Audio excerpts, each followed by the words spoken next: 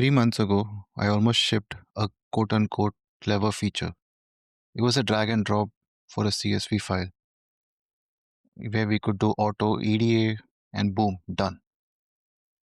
And 2 weeks ago, I made this app better. I included additional features.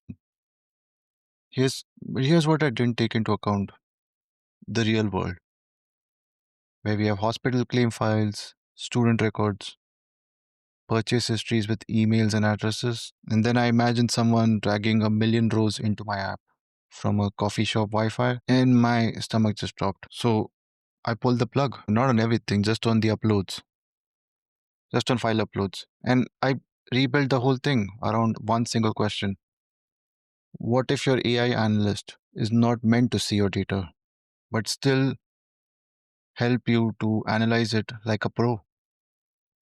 And today I'm going to show you how I exactly did it.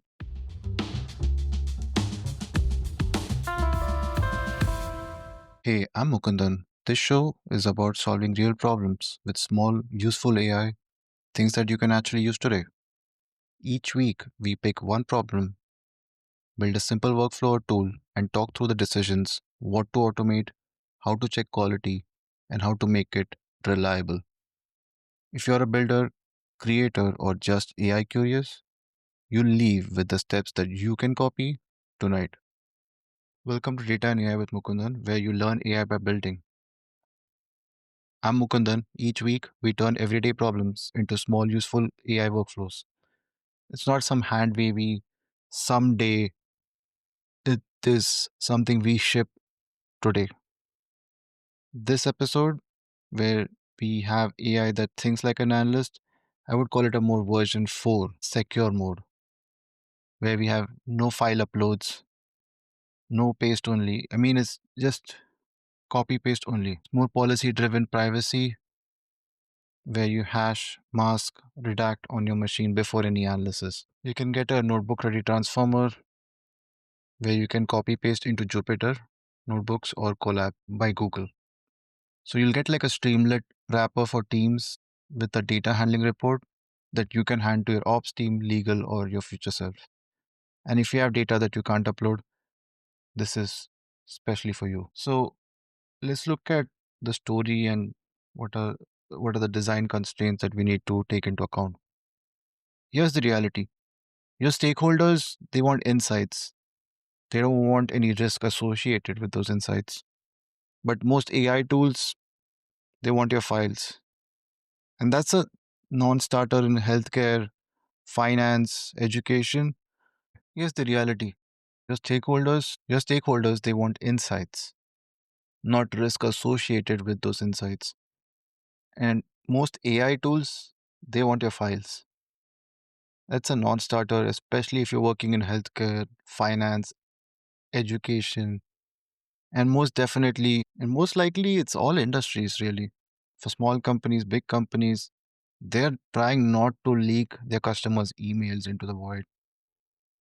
So this time, I just picked four hard constraints. One, no file uploads, period. Second, client side only or local runtime preferred, basically running it on your own laptop. Third one was policy presets, like a one click default that's opinionated but still editable, and a human readable audit of what happened to each column. Here's what design philosophy I had in mind for this: use a rules first based approach where you're focusing on the schema, the semantics, and the policy to make safe decisions by default. Then let AI suggest analysis steps from structured descriptions and not from raw rows. And keep the user in the loop. A safe default is great, an understandable default is even better. Think of three big privacy modes. That's what I wanted to do here. One is hash, where you turn it into a code, like giving the value a nickname with your secret key. For example, it could be alice at 123.com, and this becomes f3a dot 9b2c, whatever. It's the same input, same secret, and it gives the same code. It's great for joins, but it's hard to reverse. Hashing is essentially you are turning your emails or any kind of sensitive data into like a key sort of like a key which is hard to directly recognize. Second privacy move is mask, where you blur the details. It's like a black marker where Alice at example.com becomes a dot at example.com, right? So you're blurring the details here. So you see the shape but not the secrets. And third is where you're redacting or removing it. So if you don't need it, delete it. SSN is a good example. That's it. Just code it, blur it, or drop it. And I think I've seen when I've worked with applications that ask you for SSN, they blur the details. So it looks more of a case of masking in those kind of applications. While I don't particularly remember which one, but I believe like maybe websites which ask you for that, may could be these government websites only. They will still be blurring the details, is what I believe. And let's come on to some easy presets. So we shape with presets so you don't have to overthink. So analytics is it's more analytics safe, like hash emails or phones or IDs, mask names or addresses, keep dates, drop SSN. So for analytics, what you just need a more hashed value of emails, phones, or IDs. You don't need the full names. You can just mask it, like how I talked about earlier, like a dot at example.com, right? And addresses could be masked as well. The dates can be kept. However, just drop the SSN. That's more analytics safe. So if the AI models are using it, just make sure like those kind of values have been applied already. And if it is marketing safe, so stricter on addresses and phones. If you don't want marketers to reach out to you because your address is out there, you don't want them to be sending stuff to your mailbox, or could be just your email address or whatever, or your phone. You don't want them to call you too. So you want that to be marketing safe and HIPAA like, right? More like an example only, but not legal advice. So very strict, where it's like a lot of redaction required. So if you don't like a decision, flip it a column. Keep, hash, mask, or redact. That's the basic rules to keep in mind here. Now let's do it step by step. How would this work? So step one, what you do is like you paste a tiny sample. So you would paste like 5 to 10 rows or just the header row. So example, if there is more sensitive information involved, you just copy like just the column names, which is user ID, email, sign up date, country, and a column for churned, which means the customer or somebody churned, and the last field could be phone. Step two, you choose a preset. You say analytics safe. Step three, you say set your secret. If anything will be hashed, you type your secret, and it could be a password that you pick. Keep it safe. Step four, transform. Step four, in this step we will transform. The tool looks at each column and it does the right move. So email, when it looks at email, it will be hashed. Phone hash, user ID hash, SSN redact or remove, name, address, mask, dates usually keep or bucket by month. Step 5, get two things back. A safe table that you can analyze, a short report that says what we did and why. What the report says in simple words. Column, email. Type, looks like email. Action, hashed. Reason, column name contains email. Result, column says result. Column stays, but now it's codes. This is your paper trail. What the AI still does without your data. You might ask, if the AI doesn't see my full data, is it useful? Yes, because thinking like an analyst starts with good questions, not with seeing every row. You give it column names, a few sample rows, or none, and your business question.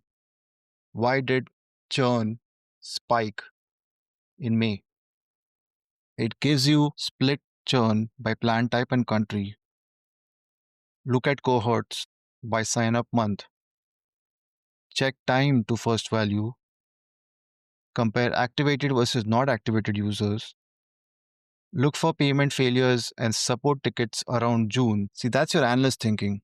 Your rows never left your laptop. Here are some real world examples for your reference. So let's say you're in healthcare, you hash patient IDs.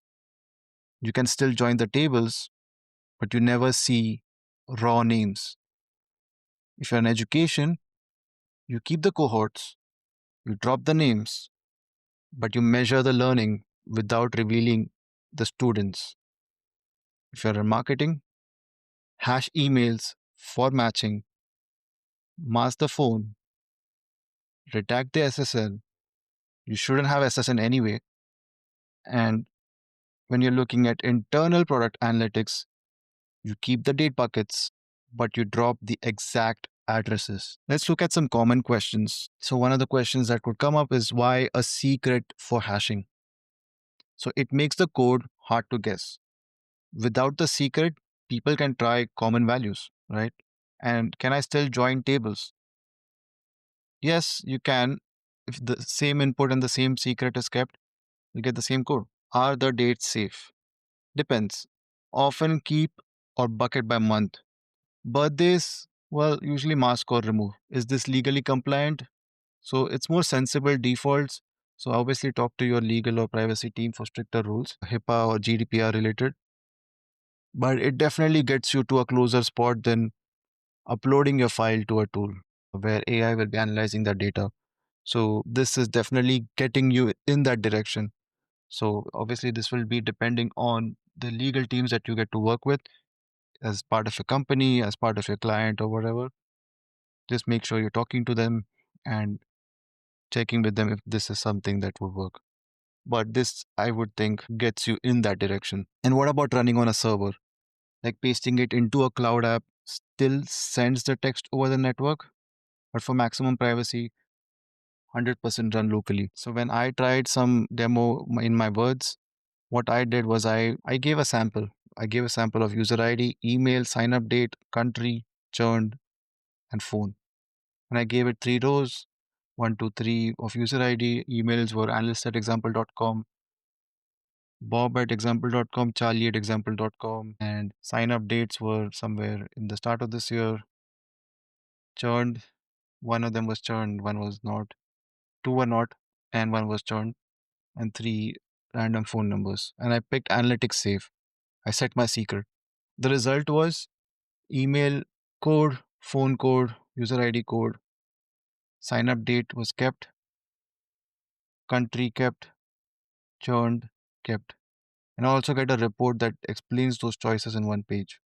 That's it. It's like a safe copy mode where then you can move on to your analysis. How you can start today. Option A, just copy one cell from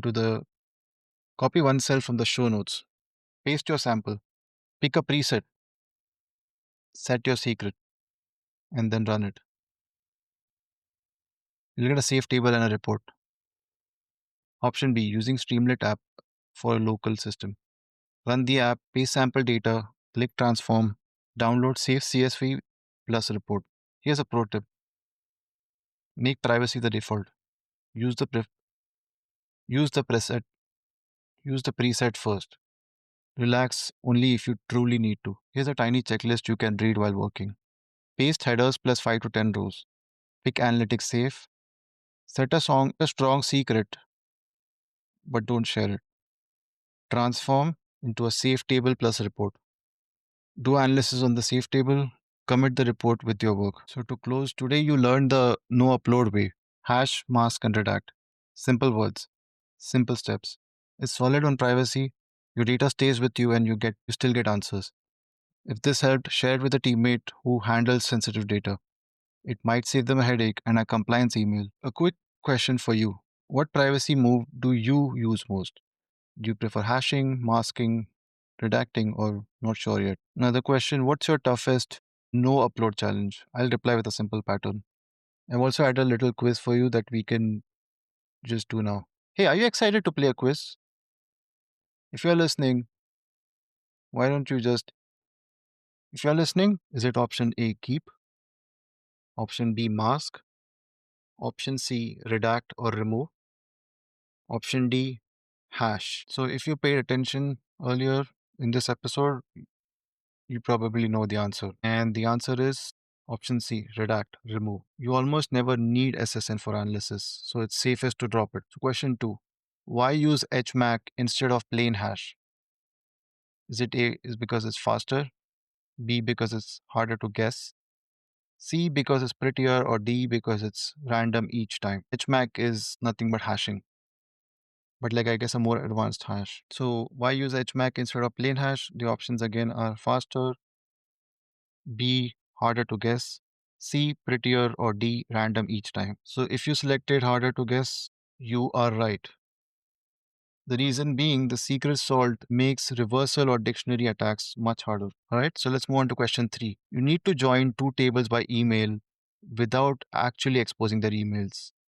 What is the best move? Is it option A, mask emails, B, hash per HMAC C, redact emails, or D, keep the emails? Again, so you need to join two tables by email without exposing their emails.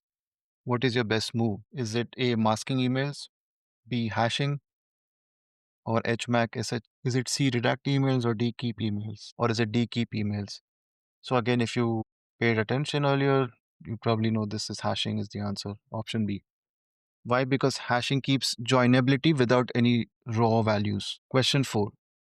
You must show phone numbers in the UI but hide most digits. Is it option A, keep, B, mask, or keep shape, C, redact, or D, hash? So you must, this is the question 4. You must show phone numbers in UI but hide most digits. What does this represent? Right, that's the question. Is it option A, is it a keep case? B, is it because it's mask or keep shape? C, redact, or D, hash? If you selected option B, mask, you are right. Why? Because masking preserves human readable shape. Example, hyphen, hyphen, 1, 2, 3, 4. Right. Question 5. You're pasting 5 rows to test transforms. Is that okay? So question 5 is you're pasting 5 rows to test transforms. Is that okay? Options. Option A, yes, because the sample is minimal. B, no, because you need full data. Option C, only headers. D, upload the file. So this is the whole purpose of this podcast, right? This particular episode is you're trying to use a more secure way of doing things. So a sample would be fine. Only headers, yes, sure, it helps. I mean, what would help more is a little sample. And if you can't, at least take that sample and maybe put in some junk values in it. Doesn't have to be same values either. So the junk values would act like as a proxy, especially for fields like emails, SSN, or whatever, and the other fields we spoke about. So yeah, a tiny sample is enough here to verify the rules safely. Right, moving on to question 6, which is not PII by itself. At least in most cases, not PII. So A, email, B, phone, D, SSN, but here's the option which is not PII by itself, at least in most cases. A, email, B, phone, C, month bucket, or D, SSN. If you selected option C, month bucket, you are right. Why? Because month level dates are usually non-identifying. Question 7. If two teams use different HMAC secrets, their hashes A, won't match, B, will match, C, become random, or D, decrypt each other. If two teams use different HMAC secrets, their hashes A, won't match, B, will match, or C, become random, or D, decrypt each other. If you selected won't match, that is right. Option A. Why different secrets means different digest. So your policy, question 8, your policy says, let's move on to question 8. Your policy says mass names. A rare two-letter, your policy says mass names. A rare two-letter name appears. What's the risk? A, no risk. B, re-ID risk remains. C, legal issue only, or D, just aesthetics. So given the other options sound a bit vague, I would have gone with option B, where re-ID risk remains. Why? Because very short strings can still be unique. consider stricter handling. Question 9. What is the best place to run the paste only app for max privacy? A. Public cloud. B. Shared kiosk. C. Your local machine. Or D. Your friend's laptop. So, this is something again that would have been easy if you listen to the podcast. The option is your local machine. So, that's the best place to run your paste only app for max privacy. Question 10. What should your logs contain? Should it contain raw rows, B. PII excerpts, C. Nothing sensitive, or D. Secrets for debugging? So I'll go with this question one more time. What should your logs contain? A. Raw rows, B. PII excerpts, C. Nothing sensitive, or D. Secrets for debugging? If you selected nothing sensitive, you are right. Obviously, nothing sensitive should be there in your logs because you'll be copy pasting that to understand what went wrong or what went right, right? So just make sure that is taken care of. So let's do another writing round of true and false. Hashing with HMAC is deterministic. Is it true or false? Answer true. Masking preserves exact join keys. Answer false. Redacting reduces breach blast radius. Dates are always safe to keep. False. A data handling report helps audits. True. What's one column? Okay, here's some questions for you to think about. One column you always hash and why? When is masking more useful than hashing? What's your pace the minimum rule? And something for more deeper prompt for you. Share a time when privacy defaults saved you from a mess. How do you balance need to know versus nice to have columns? What would your team's default policy be and why? I have some hot takes for you. Dates should always be bucketed. Agree or disagree? Hashing without HMAC is reckless. Redaction is underused in BI. So I need to tell you why I even came up with this whole episode. So when I was doing my research, I kept on thinking like, yes, I built this perfect tool. You can upload CSV into this tool and it will give you like analysis and questions to ask, which is all great. But then I looked at some research online. I looked at blogs. I looked at comments in the blogs where people are saying like, oh, have you even worked in real world? And then I realized, you know what? They're right. Yes, I've worked in real world. It's not that part. It's just that because people are scared about using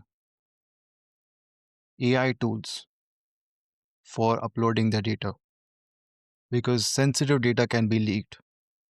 It's a very valid fear to have, especially when you're working with AI. You don't know what AI is tracking. So, as someone who uses AI to analyze data, I do make sure I'm not using any sensitive data. I've used only for non sensitive data in the past, but like something I knew in the back of my mind, I've not been using it for sensitive data, but this is something that I just wanted it to call out, especially because people have that fear like, how can we use it for sensitive data? And that's why I suggested these hashing techniques, masking techniques, keeping or redacting, right? Like SSN fields. So those security aspect does become a very important aspect. Security does become a very important aspect when you're dealing with data, even before AI tools. And now with AI tools, especially, there's so much to be concerned about. So that's why this episode is very important. So I want to challenge you on something. In the comments section, post your default policy. So give me a max of 5 lines. That's helpful. Give me 3 columns you always hash and one you will always redact. Share one logging fix that you will ship this week. So, well, in the show notes, you'll also see some, the prompt challenges, the quiz, and a discussion question, and a link to the blog which will have the app as well. So that will help you try to do it by yourself.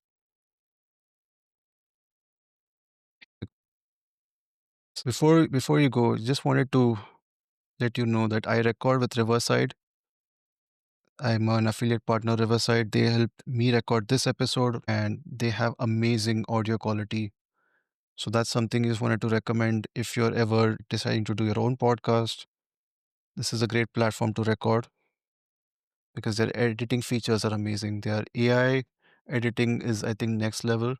Helps you remove all awkward pauses and gives your sound a strong voice. It gives you a strong voice. So I would highly recommend Riverside. as the reason why I chose to be an affiliate partner, because I actually use the product and I love it. So link to join their platform is in the show notes. And again, I'm an affiliate partner. So if you make any purchase, I may make a small commission from it. I also host an RSS.com. Also, I'm an affiliate partner of RSS because they have an amazing distribution channel. They are able to publish your episodes from RSS into Spotify, Apple Podcasts, Amazon Music, Audible, Deezer, Pandora, iHeartRadio, and even lets you publish your episode with one button into YouTube as well. Did I forget to mention that you can start making money by hosting on RSS.com, even if you have just 10 downloads a month. So that's all you need to make money, 10 downloads a month. It's a new feature they started and it's amazing. So again, link to joinrss.com will be in the show notes. I'm also using cider.ai to help with my research. So if you are interested in any research for your content, or for in general you want to learn about anything, want to read research papers or any kind of thing to improve your knowledge, cider.ai is your platform to use. So again, I'm an affiliate partner and I'd love if you're able to support the show by clicking on my affiliate link and joining cider.